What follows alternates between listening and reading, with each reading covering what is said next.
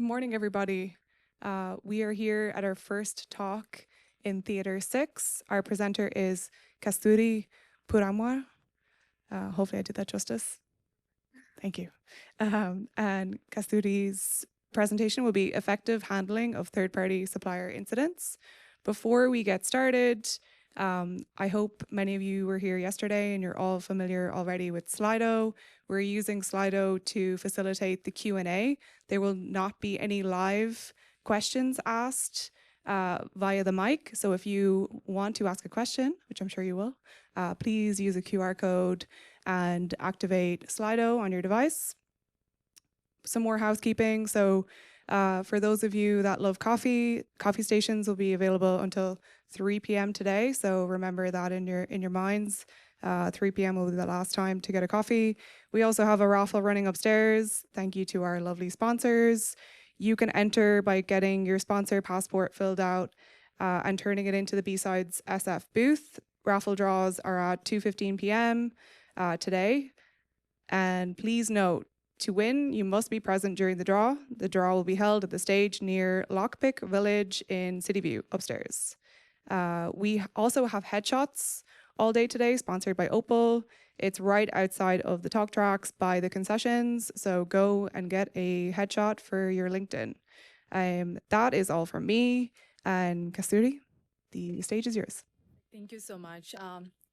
Welcome, everyone. Good morning, and thank you so much for giving your time here today to me. Before starting, I would like to take 1 minute to convey my thanks to the entire B-Sides team for organizing such a wonderful event and for sharing our learnings here, right? So for this one talk of like 45 minutes, it took me hours to prepare, and I can't imagine how much hours these volunteers and organizers must have put in to get this into a running and successful event, right? So thank you so much. So the topic for today is going to be effective handling of third-party supplier incidents. I'll still put the Slido slide for 30 seconds here in case anyone missed it. All the Q&A is going to be through the Slido side. So moving into introduction. So myself, Kasturi Puramwar, I am currently manager at Equinix. I mainly work on incident response. So, and being in this industry for like 7.5 years now. Luckily, I got into this field. I was set to be a network engineer doing routers and firewalls full time, but one of my courses led me to an internship in cybersecurity at Equinix and been there since then. And of course, doing operations, incident response, and all those good things, right? So moving into our talk, right? The agenda is going to be looking like this. If anyone must have done IR, they might know like the incident response cycle, standard stuff, preparation, analysis, containment, recovery, and all that, right? Like I have divided the whole talk in these phases, and we'll be working through each of these phases to give a breakdown on how things can be done. So what exactly a third-party supplier incident, right? So in today's business operations world, like each organization is connected in some or other form to a third party, maybe it via like software services, hardware services, network. 98% of organizations are connected to each other, right? And with an increase in the cyber risk landscape that we are seeing these days, we are opening up our risk landscape to these new vendors or suppliers, which we cannot even control. Like we cannot have an understanding of how that environment looks like, right? So this creates or introduces like some integral risk into your environment. So how can you handle or how can you access this risk, right? So Prevalent did a survey earlier this year, and they said that like around 61% of organizations, there was an increase, like they saw 61% of organizations going through some form of breach, right? And it was like a 49% increase from last year. And I bet the survey, like there is much more than like the reported surveys, right? So, and while handling third-party supplier incidents, you also need to consider the ripple effects that are coming from fourth-party suppliers. So suppose an XYZ is a supplier, like you are working with a supplier, but there is an XYZ supplier they are working with, and they got impacted by a breach. Now your supplier has some level of risk or potential impact that can come through via the fourth party to your organization, right? So it's also important to understand or having an understanding of like who your supplier works with, What type of data? Are they processing any of your data? Why are these fourth-party vendors, right? So, and knowledge is crucial in whenever it comes to IR, right? If there are data points, that's when you can do proper incident response. So, a little bit of problem statements, right? I'm gonna ask here, like, who do you think, in which bucket, like, should it be the only IR team who is responsible for doing third-party incident handlings? You can raise your hand if you think that. Okay, no nods here. Okay. What if it is a combination of your third-party risk management team and your IR team? Is that enough? Okay, I got some hands. Okay, what if I propose it should be a combination of your supply chain management, your third-party risk management program, your legal privacy office, and your IR team? Like, if all of them are working in partnership, how would that look like, right? So this is something that we are going to look into today. These are the common problems which most of the organizations face, is like they don't have a total third-party risk management program who can understand what type of suppliers you're engaging with and all that, right? And there is no risk-based decision-making process available right now. It's just like a case-to-case, the decisions are taken on like case-to-case basis, no formal risk acceptance when you have to put any containment controls or those type of things, right? So we're gonna deep dive into these things. As I said, preparation, like identifying who can be your cross-functional stakeholders.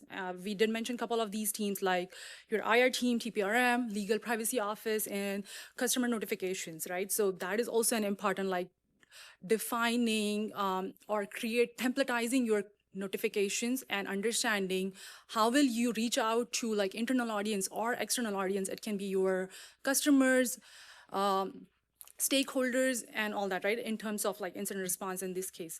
So let's dive a little bit deep into like what can be the role of the supply chain management team, right? This team is going to be a crucial piece who helps you tie or understand who are your suppliers, like developing a centralized inventory, having business point of contacts, business relationship officers assigned to each of these suppliers who you engage with. So you have a direct entry point when you have to handle an incident with suppliers, right? So this piece will help you defining those. This will help you understanding how the contracts look, what is the nature of the contract, when do these contracts renew, right? Like it's important to introduce security at the early stages in the contract itself so that you know, and providing language in the contracts like for timely notifications. If an XYZ supplier was compromised, you need to have some SLAs inbuilt so that they can help you notify on timely basis, and also what type of data was impacted and all those type of things, right? So strengthening the supplier relationship is important. It's always a two-way street. You also need to have provide that comfort or provide that written communication to the suppliers that like if something happens on our side, we are also going to be timely informing you, right? So building this relationship with your supply chain management team and introducing the cyber aspect at the early stages are going to help us develop the program further. So next is going to be the third-party risk management team, right? This team particularly sits under your InfoSec umbrella. So here you can partner at like more deeper levels, have more rapport with this team. And where can they help, right? Identifying your critical vendors and partnerships. So we need to beforehand understand, like if any of the critical services go down, what is the backup plan that we have? How is your company gonna operate with the limited services if one of the software isn't just working because of the supplier experience in cyber breach, right? So understanding that the supplier risk assessments, right? We need to perform risk assessments before onboarding, and what they can be, you can classify based on what type of supplier you are dealing with. Is it going to be like a physical level security assessment? Is it insider risk assessment, data, privacy?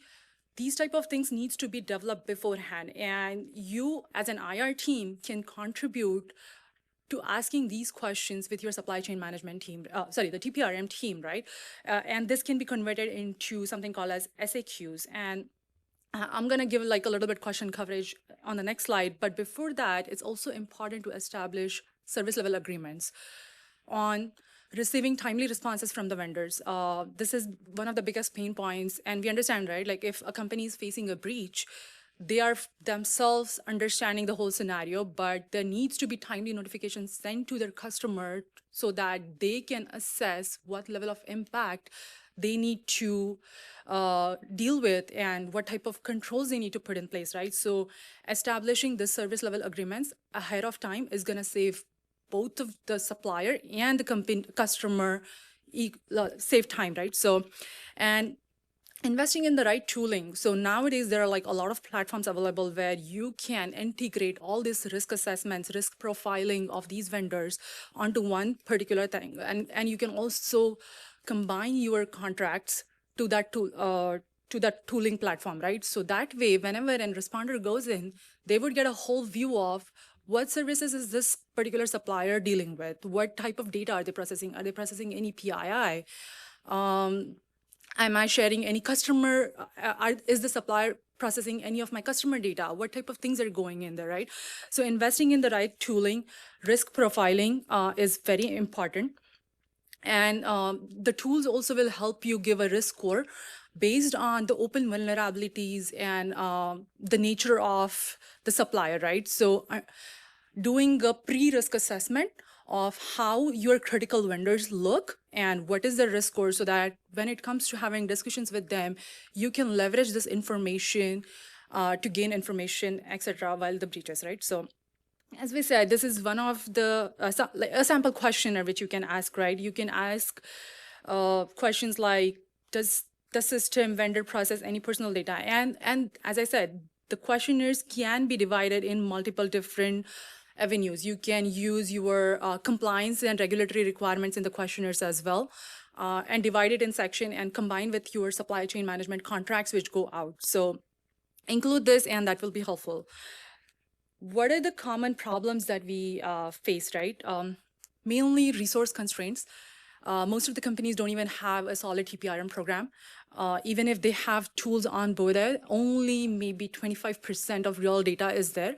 There is no connection between the supply chain management or procurement and your InfoSec programs where the whole data is being integrated, right? So even if there are tools, they're not like being used to the fullest. So that's been like one of the biggest issues.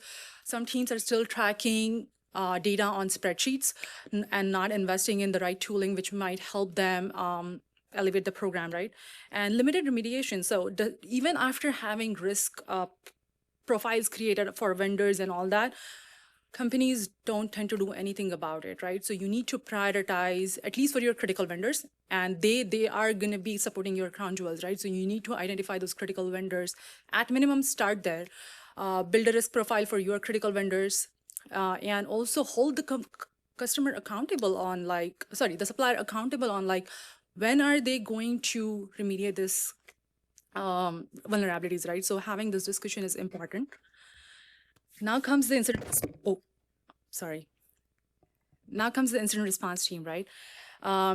Developing IR runbooks. This is one of the underrated thing which people feel like, okay, whenever an incident happens, we will figure out like who I can work with and all that, right? So developing a cross-functional IR runbook and defining clear roles and responsibilities for each of the teams at which we discussed is going to be important, because it shouldn't happen that like, oh, we wanted to do a communication, but we don't know like who is responsible for what, right? So we don't know where to go for looking at contracts, contractual agreements and all that. So it's important to develop and run book accounting all these things in there.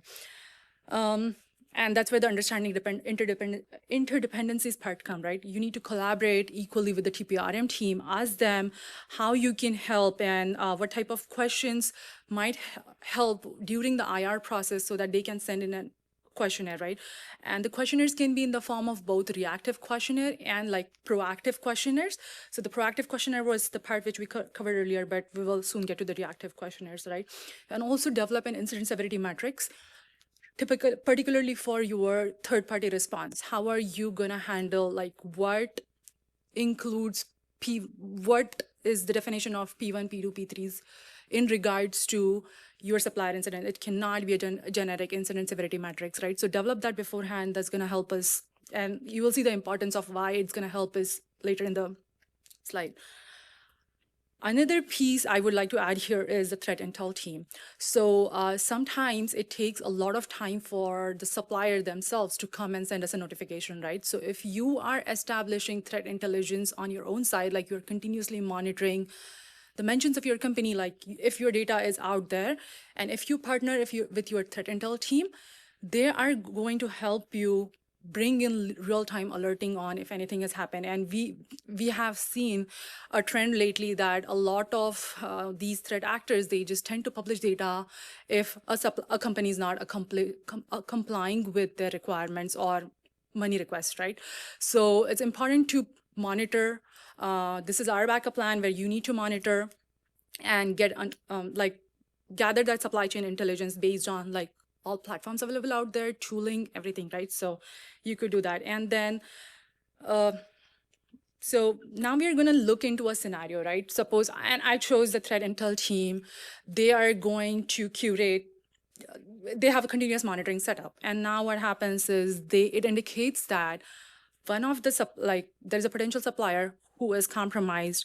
And so what things they will do is before analysis, right? And this is an important step that they need to perform because they can also partner with the TPRM. They can also have access to those toolings which we just spoke about and identify like if this particular supplier is a supplier related to your company, right? What is this gonna help us with is doing a one-step triage ahead of escalating it to your incident handling team, and that will reduce burnout, right? It cannot be like, okay, I saw the mention of my company here, this is the alert, go ahead, right? They need to go and vet some level of data, and that can depend upon like however your setup is, right? But a level of analysis needs to happen before escalating it to your incident response team. So now, as per the scenario, they have determined, okay, this threat intel is legit, and they want to create this as an incident, and now they handle it they escalate it to your incident response team. So what happens here, right? So this flow chart is going to be in two-step process. The highlighted part here is what I'm going to talk right now. This is where your analysis piece comes, right, to your incident response team. The triage, so even if your threat intel team has triaged it, your IR team still needs to triage based on the severity matrix that you have. And then first thing first, like do analysis of like, is this a supplier to us? Yes, then you need to launch immediately a vendor SAQ, which is going to be a reactive questionnaire to understand more of what has happened during this incident, right? What type of data was compromised? The sooner we send this out, the sooner you're going to get information that will help you with your analysis, because backing of data is the most important thing, because we cannot just rely on the intelligence available outside. We need to hear back from the supplier on what exactly has happened on their side, right? So, and this is just a sample questionnaire. You can definitely fine tune it as per your requirements of your company, what type of data you process, what supplier you are handling with. And this applies for both, also for software services too, right? And yeah, so that is one of the questions, some questions that you can ask. So moving forward to like the analysis piece, right? So now, like it is established that you continue to work, and this is where working with your business relationship officer is going to be important. And who is the business relationship officer is nothing but the bridge between the supplier and you, because IR team is not always going to have points of contacts where you're working directly with supplier always, like at least for the bigger organizations, right? So it's important to understand who the BROs are, get with them, interview them, understand like how your systems are connected, how is what type of data are they processing, try to understand those type of questions. And once that's said, if you have determined there is I'm just going to assume that there is a connectivity present, right? So now, what do you need to do next? Like, okay, there is a risk that can penetrate from the supplier's ARC to your ARC because you're using software services, suppose. What type of containment controls can you put at this point, right? So that is important to be like what containment controls.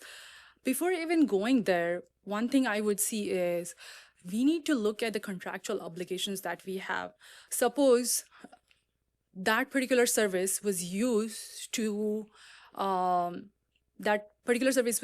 process any customer data, like my company's customer data, right? And I do have a contractual obligation with my customer, even if there is a mere chance of potential impact, do I need to give them a heads up, right? So for such things, you need to have a good understanding of what your contractual obligations are, what are your reporting requirements. So this is where you pair up with your contracts team, your supply chain team to get a deeper understanding, right? We did speak about risk assessment and data analysis, like understand if there's PII, or are there any reporting requirements based on like regional, because HIPAA and all other different things are there, right? So you need to know what region is this data getting processed at, where do your customers lie and all that, right? So work on those data profiles and evaluate the assessment questionnaire which you sent out, like answers from that assessment questionnaire, right? So those type of things that you can consider during your analysis.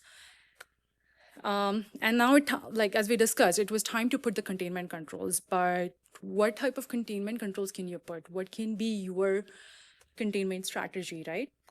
How does it look like?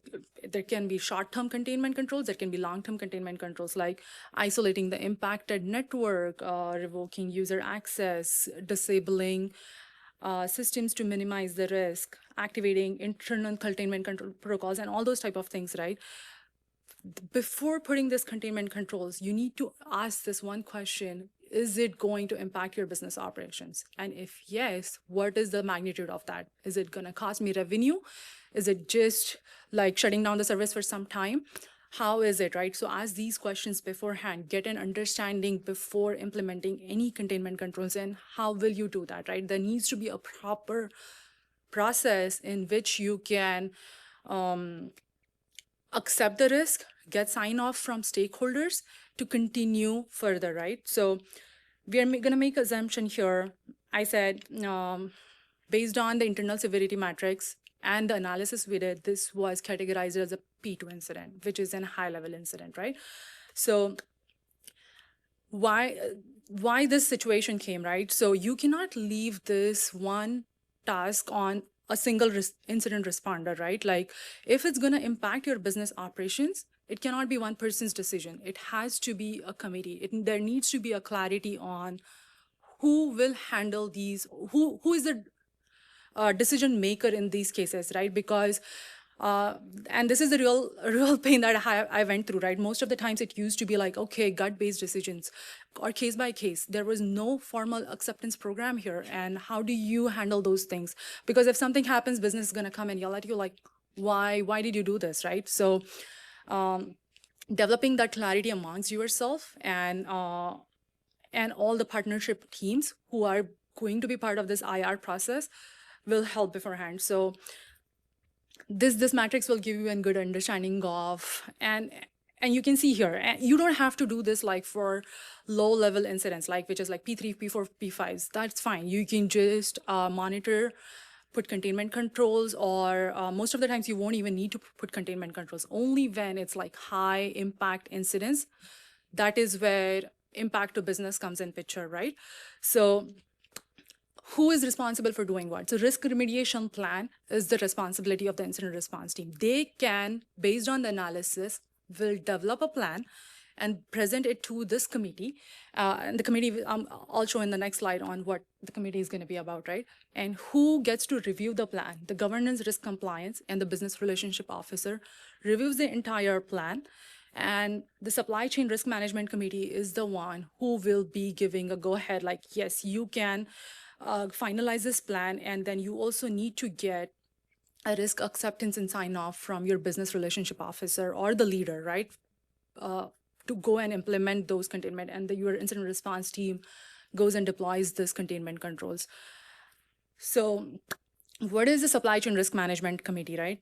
This particular committee is inclusive of a representative from procurement team, your legal compliance, business function, CISO, IT, incident response, and business continuity, right?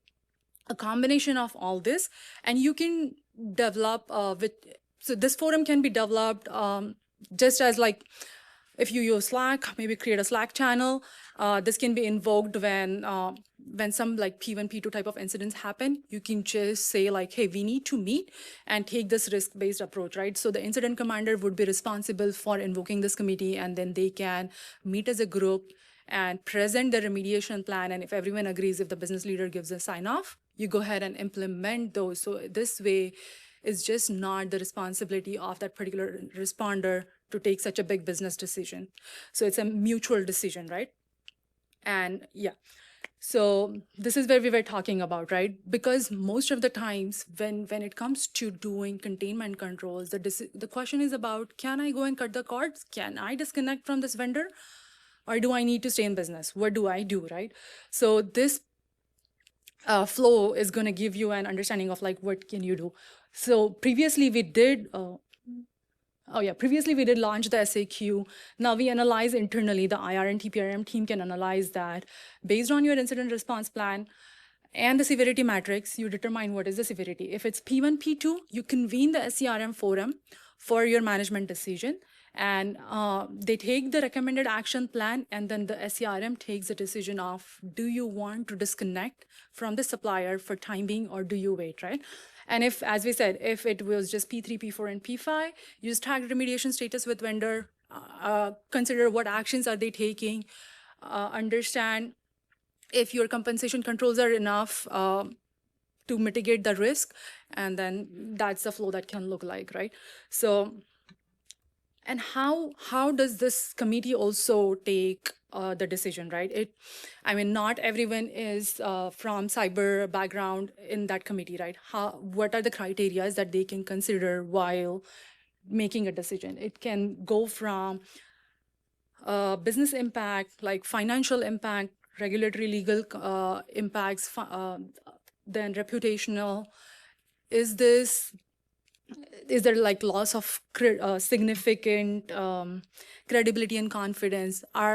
Is there a big media interest in this particular incident? What is going on, right? So you need to have all these data points ready, and this is what I mean by the risk-based criteria, right? Like if it's not impacting your organization with a significant number and the revenue, you need to, as a team, decide on like what is acceptable and what is not. So one of the things which I tried while doing was, I don't know if you guys have heard about FAIR analysis, right? So whenever such incidents came in, I thought like I could do a mini FAIR analysis every time when supplier incidents happen. But it didn't work because I mean, these are such fast-paced incidents that most of the times you don't know like if you will have enough data points to handle, right? So something like this has always helped us to create, given an understanding of like, if business can take me cutting the cord, right? So yeah. Then moving forward, right? Like, what can be the challenges? A lot of times it happens that the vendors don't reply. They are already busy dealing with the incidents and everything that they don't reply. So how do you handle in that case? Do you just go on base of whatever the threat intel is available or whatever data points you have? Yes, so the SCRM committee would still have rights to SCRM committee will still have rights to take decision in that case based on a mutual decision that happens. And then for lesser severity, as we said, we can continue to monitor and provide additional contracts. And also developing SLAs is again going to be important here because, and it can be done while negotiating contracts with your supplier when you onboard them. It's the best place where you can include this, right? So communication, establish clear communication protocols addressing both internal and external audiences. You need to prepare email templates and get it approved by your compliance team. You just don't want to go and send a random text to your customer, right? Like there needs to be a formal process in place where when you are reaching out to external parties. So consider that as well. And in recovery, clean bill of health, defining what what this term means to your organization. For some, it might be like getting a report from when a supplier goes through a breach report, right? Like, is an external party coming and helping them to remediate that risk, getting that clean win of sign of health?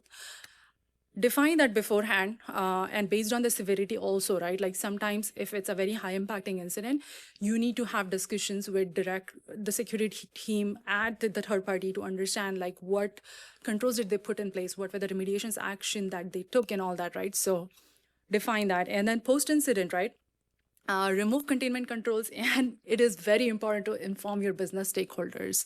I have seen at cases like 6 months went by and they didn't know that the containment controls were removed, and they were still like waiting from people to hear back to resume business operations, right? Because when you communicate, you tell them like, hey, stop using the service, stop using some emails or whatever, right? So it's important to communicate back so that you create the feedback loop and you create a trust and transparency with stakeholders as well. And when some incidents happen next time, they might be more approachable and will help you to resolve quicker. What are the key takeaways from this? I would say like strengthening the supplier relationship is one thing which I would like to highlight. Do the study beforehand, get to know who you are getting in business with, understand the risk. And then cross-functional collaboration with your internal teams, very, very important.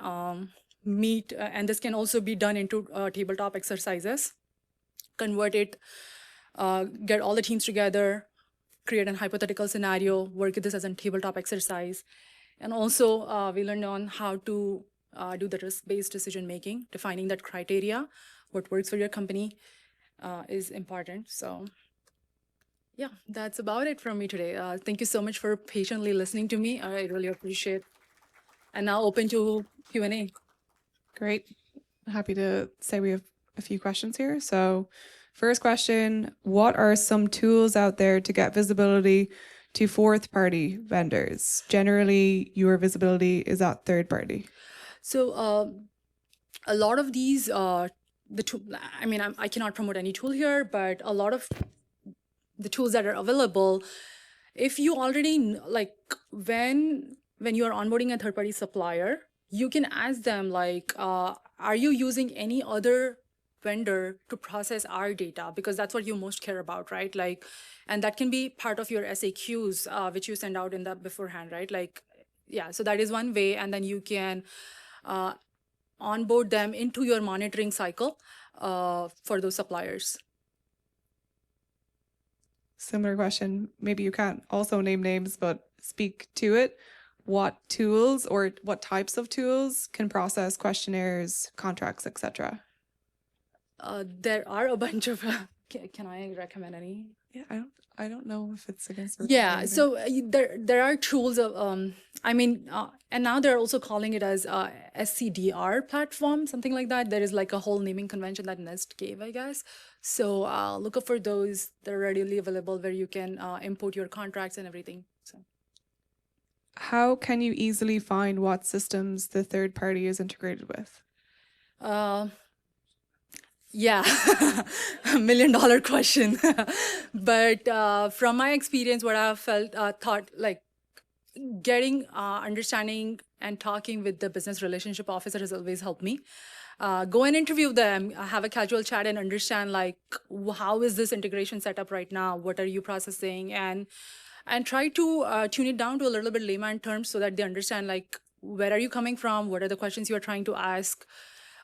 Yeah, that has been the best bet if you don't have any other inventory. And of course, you can check your proxy services on like if you are getting any hits for particular supplier names and all that, right? So that also has been like a good way to see like connectivity, what users are using it and all that. So great. And not a question, but the final one, a comment. Figuring out the business impact is sometimes non-trivial question at all, and it turns into an archaeological exercise where you have to do a lot of groundwork. So thank you for that comment. And then in terms of lunch is happening right now, and it's open from 12 until 1:30 on the 4th floor City View. Please go eat some lunch. And we also have headshots, but first Kasturi, thank you so much for the conversation. Any questions that you have for our speaker, you will have to ask them after the session or speak to her at City View, just because we can't crowd the aisles due to fire safety. Thank you. And thank you. Please, Thank a you round so of much, applause for everyone. everybody. Thank you.